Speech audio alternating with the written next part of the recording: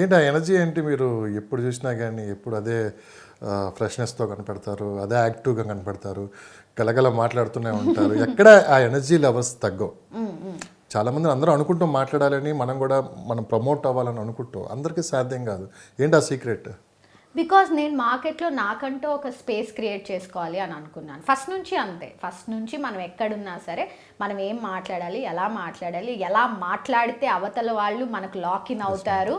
ఆ 5 నిమిషాల టైం పీరియడ్లో నేను అవతల వాళ్ళని మనమే రైట్, మన దగ్గరే వాళ్ళ ఇన్వెస్ట్మెంట్స్ ఉండాలి, లేదా మనం అట్లీస్ట్ వాళ్ళ దగ్గరికి వెళ్ళి కలవాలి అన్న ఆ టైం పీరియడ్ ఉన్న టైం పీరియడ్లో, ఆ 5 minutes ఆఫ్ టైం పీరియడ్లో మనం every person is an opportunity అండి. నేను ఫస్ట్ టైం మీతో సరిగ్గా మాట్లాడలేదు, సెకండ్ టైం మీరు వేరే వాళ్ళు చెప్పినా సరే ఆవిడ నాతో అయితే సరిగ్గా మాట్లాడలేదని మీకు అదే ఇంప్రెషన్ ఉంటుంది కదా. సో ప్రతిరోజు నేను కలిసే ప్రతి పర్సన్తోనూ నేను అలాగే ఉండాలి. ఎందుకంటే every person is an opportunity, every person is important to me. కాబట్టి నేను ప్రతి ఒక్కరితోనూ ఫస్ట్ మనల్ని చూడంగానే మనం వాళ్ళకి ఆ పాజిటివిటీ ఇచ్చామంటే బిజినెస్ తర్వాత ఆటోమేటిక్గా. బట్ మనమైతే ఎటువంటి కైండ్ ఆఫ్ నెగిటివ్ ఆర్ అయితే ఇవ్వకూడదు కదా. నేను కంపెనీ CEO అని అరగెన్సీ మనకు ఉండకూడదు. అల్టిమేట్లీ అవతల వ్యక్తికి మనం ఏం ఇంప్రెషన్ ఇస్తున్నాము అనే దాన్ని బట్టే అవతల వాళ్ళు మనల్ని ఎంచుకోవాలా లేదా అని ఉంటుంది. ముందు ఎక్కడి నుంచి వచ్చాము కూడా చూస్తారు మీరు, స్టార్టింగ్ మనం ఎక్కడి నుండి ఎలా డెవలప్ అయ్యాం కూడా చూస్తూ ఉంటారు 100%. సో ఫైనల్గా ఇంకొకటి, సరిగ్గా బిజినెస్ గురించి ఇప్పుడు మనం మాట్లాడుకుంటున్నాం. మార్కెట్ కూడా కొంచెం బాగుంది ఈ 2 months నుంచి అని చెప్పి కూడా మార్కెట్ వర్గాల్లో చర్చ నడుస్తుంది. సో ఇప్పుడు కాస్త విజిటర్స్ పెరిగారు, కొనడానికి ఇష్టపడుతున్నారు హైదరాబాద్ చుట్టుపక్కలనే. సో ఇదేంటంటే మనకి నవంబర్, డిసెంబర్, జనవరి అనేది NRI మార్కెట్ అంటారు. ప్రతి సంవత్సరం ఈ 3 నెలలు అయితే ఎక్కువ మంది NRIలు సో ఇండియా వస్తూ ఉంటారు. సో ఎక్కువ రియల్ ఎస్టేట్లో ఇన్వెస్ట్ చేయడానికి ఎక్కువ ఆసక్తి చూపుతారు. కానీ గతంలో జరిగిన పరిణామాలను మనం దృష్టిలో పెట్టుకొని కాస్త ఇప్పుడు 1-2 సార్లు ఎంక్వైరీ చేసుకొని మన ముందుకు వస్తున్నారు. సరే NRI మార్కెట్ ఎలా ఉంది మేడం? ఎలాంటి కాల్స్ వస్తున్నాయి, ఎలాంటి ప్రాపర్టీస్ వాళ్ళు అడుగుతున్నారంటే ఏం చెప్తారు? ఫస్ట్ థింగ్ అంటే ఎవ్రీ ఇయర్ మనకు డిసెంబర్ నుంచి మార్చ్ వరకు సీజన్ ఉంటుందండి. Because of Christmas, capital games అని అందరూ వస్తూ వెళ్తూ ఉంటారు. సో లాస్ట్ 2 years తీసుకున్నట్లయితే హైదరాబాద్ ఒకటే ఆప్షన్గా ఉండేది. ఇప్పుడు ఏంటంటే ఆంధ్రప్రదేశ్ వైపు కూడా ఇంట్రెస్ట్ చూపిస్తున్నారు.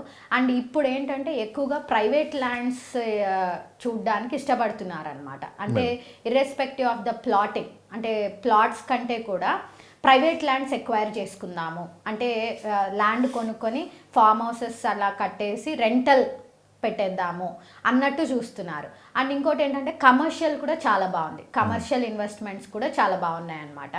అండ్ ప్లాట్స్ మీద ఇన్వెస్ట్ చేసే వాళ్ళు ఏంటంటే DTCP లిమిట్స్లో ఎక్కువ స్క్వైర్ యార్డ్స్ని ఓన్ చేయడానికి ట్రై చేస్తున్నారు. బట్ అందరి గేమ్ కూడా ఎలా ఉంది అంటే 1 to 4 CR బిట్వీన్ గేమ్లోనే ఉన్నారనమాట. బియాండ్ దట్ క్యాపిటల్ ఇన్వెస్ట్ చేయడానికి ఇప్పుడు ఇష్టపడట్లేదు, డైవర్సిఫై చేస్తున్నారు. మీకు ఎలాంటి కాల్స్ వచ్చాయి లాస్ట్ 1 or 2 months నుంచి? మాకు బేసికల్గా ఈ డిసెంబర్ అంటే మాకు మీరు అన్నట్టు 1 or 2 months నుంచి కూడా ఈ దేవర్ ఎనలైజింగ్, అంటే ఇప్పుడు ఏ హైవే చూస్ చేసుకోవాలి, ఎన్ని ఎకరాలు కొంటే మంచిగా ఉంటుందా, లేకపోతే ఎలా తీసుకోమంటారు, ఇలాంటి అంటే మల్టిపుల్గా మనం మాట్లాడుకుంటున్నట్టు వాళ్ళ ఇన్వెస్ట్మెంట్ని ఒక చోట పెట్టకుండా, ఒక చోట పార్క్ చేయకుండా డైవర్సిఫైగా చూడాలనుకుంటున్నారు. అండ్ ఇక్కడ 2 ఉన్నారండి. ఎవరంటే నెక్స్ట్ మళ్ళీ ఎనీ గవర్నమెంట్ చేంజ్ వచ్చినా సరే మళ్ళీ స్కై రాకెటింగ్ ప్రైజెస్ అవుతాయి కాబట్టి ఇప్పుడు కొనేసుకుందాం అన్న వాళ్ళు ఉన్నారు. ఆ కొనాలనుకునే వాళ్ళు మాత్రం స్టేబుల్గా ఉండే ప్లేస్లోకి వెళ్దాము, మళ్ళీ అన్సర్టెనిటీ ఉండకూడదు అనుకుంటున్నారు. ఇంకొంతమంది ఎలా ఉన్నారు అంటే మనకు రెంటల్స్ రావాలి, మనం ఏదైనా సరే ప్రైవేట్గా ఓన్ చేసుకొని మనం రెంటల్ బిజినెస్ లాగా ఆలోచించాలి. ఎందుకంటే ఈ రీసెంట్ టైమ్స్లో మనకు ఏంటంటే ఈ ఫామ్ హౌసెస్ కల్చర్ కావచ్చు, గెస్ట్ హౌసెస్ కల్చర్ కావచ్చు, షూటింగ్స్ పర్పస్గా స్టూడియోస్ కావచ్చు, అంటే మన దగ్గర ఏదైనా ఒక ప్రాపర్టీ ఉంది అంటే దాన్ని ఎలాగైనా ఇన్కమ్గా జనరేట్ చేసుకోవచ్చు కదా అన్న దాంతో కూడా ఉన్నవాళ్ళు ఉన్నారనమాట. సో మొత్తానికైతే పీపుల్ ఇన్వెస్ట్మెంట్ చేయడానికి రెడీగా ఉన్నారు. కానీ వాళ్ళని మనం చెప్పాలి ఏ ప్రైస్లో ఎలా పెడితే మీకు ఎలా వస్తుంది అని. ఎందుకంటే అల్టిమేట్గా మళ్ళీ వాటిని వాళ్ళు వాళ్ళ కోసం ఉంచుకున్న ప్రైస్ పెరిగి ఉండాలి, లేదా వాళ్ళు ట్రేడ్ అమ్మేసినా సరే వాళ్ళకి ప్రైస్ రావాలి కదా. అంటే మన రియల్ ఎస్టేట్ సెక్టార్లో మనం ఏంటంటే మినిమం 7 years అన్న టైం పీరియడ్ ఉండాలి మల్టిప్లై అవ్వడానికి. ఇప్పుడు చెప్పండి మేడం, కరెక్ట్గా 2025లో ఇన్వెస్ట్ చేయడానికి ముందుకు వస్తున్నారు, భయాలన్నీ తొలగిపోయాయి, ఒక క్లారిటీకి వచ్చారు. సో ఎలాంటి ప్రాపర్టీస్లో ఇన్వెస్ట్ చేస్తే మంచి అప్రిషియేషన్ వస్తుంది. అంటే చాలామంది చాలా లొకేషన్స్ చెప్తూ ఉంటారు. కానీ ఈసారి నేను ఏమంటున్నా అంటే ప్రాపర్టీస్, ఎలాంటి ప్రాపర్టీస్ కొనాలి, నిజంగా అట్లనే ఇన్వెస్ట్ చేసి ఒక 5 years తర్వాత ఎలా ఉంటుంది అంటే మీరు ఏం చెప్తారు మీకున్న అనుభవంతో?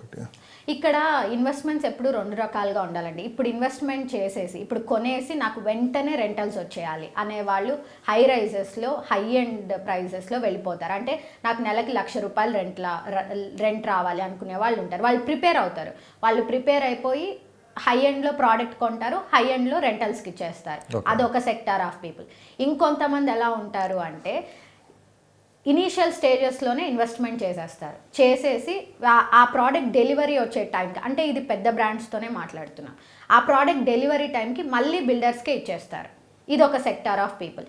అండ్ ఇంకొకటి ఏంటంటే కమర్షియల్ స్పేసెస్ కూడా వర్చువల్ స్పేసెస్ కాదు, అంటే కనపడిని స్పేసెస్ కాదు, కనపడి సాలిడ్గా commercial space for rentals or for lease purpose ఆలోచించే వాళ్ళు కూడా ఉంటారనమాట.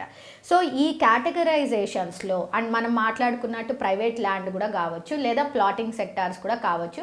అండ్ ఇంకొకటి ఏంటంటే మేము 5 yearsలో ఇండియా వచ్చేస్తాం. సో మాకేంటి అంటే మేము ఒక 600 గజాలు లేకపోతే 1000 square yards అలా ప్లాన్ చేసుకొని మేము ఇల్లు కట్టుకోవాలనుకుంటాం. కాబట్టి మాకు ఇప్పుడు గజం 45,000 ఉన్నా పర్లేదు, 1,00,000 ఉన్నా పర్లేదు అనుకునే వాళ్ళు ఉంటారు. So each client requirement is different. So వాళ్ళు మనకి ఎక్స్ప్లెయిన్ చేస్తున్నప్పుడు, ఎందుకంటే ఒక్కొక్కసారి ఒక్కొక్కరికి ఇల్లు కావాలి, ఒకరికి ల్యాండ్ కావాలి, ఒకరికి పొలం కావాలి, ఒకరికి కమర్షియల్ స్పేస్ కావాలి. సో మనం అది కస్టమర్కి అనుగుణంగా ఉంటుంది, ఈచ్ పర్సన్కి డిఫరెంట్గా ఉంటుంది. మనం ఏం చేయగలగాలి అంటే మనం వాళ్ళ రిక్వైర్మెంట్కి అనుగుణంగా మనం కరెక్ట్గా లీగల్గా ఆ ప్రోడక్ట్ని వాళ్ళకి ఇవ్వగలగాలి. So each sector of real estate has a market. Okay, చాలామంది ఒక ప్రశ్న అడగమన్నారు మేడం, మీరు ఇబ్బంది లేదనుకుంటే మీరు సమాధానం చెప్పండి. సో మా అందరిని ప్లాట్లు కొనమని చెప్తుంది డాక్టర్ శ్రవంతి గారు. ఇంతకీ శ్రవంతి గారు సంపాదించిన డబ్బులు మళ్ళీ రియల్ ఎస్టేట్లో ఇన్వెస్ట్ చేస్తుంది అని చెప్పి కూడా అడిగారు.